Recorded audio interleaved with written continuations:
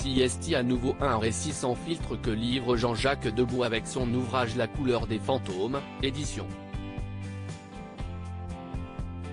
Talent Édition.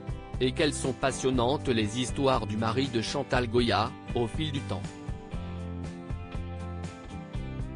Des années yéyé à des temps plus actuels, l'auteur-compositeur relate quelques folles anecdotes auprès de nombreuses personnalités, de Sylvie Vartan, et leur étonnante brouille, à Grishka Bogdanov, qui a aimé la même femme que lui, mais aussi sur Serge Gainsbourg.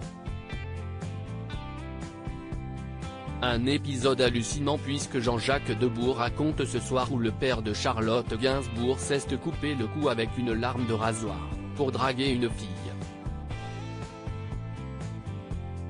Alors que Jean-Jacques Debout venait de chanter avec Serge Gainsbourg dans le programme Le Collégine, ils se sont offert un dîner à la Coupole, où Serge lui a alors dévoilé ses talents de provocateur. Le duo a fini dans un bar et l'interprète de la javanaise est alors tombé sous le charme de la barmaid, très jolie. Alors que l'artiste a demandé à celle-ci de les rejoindre en boîte de nuit après son service, elle a refusé l'invitation. Elle ne pouvait pas, car son petit ami venait la chercher, rapporte le mari de Chantal Goya dans son ouvrage. Une réponse qui ne convenait naturellement pas à l'ancien compagnon de Jane Birkin, qui s'est lancé dans un jeu de provocation allant un peu loin.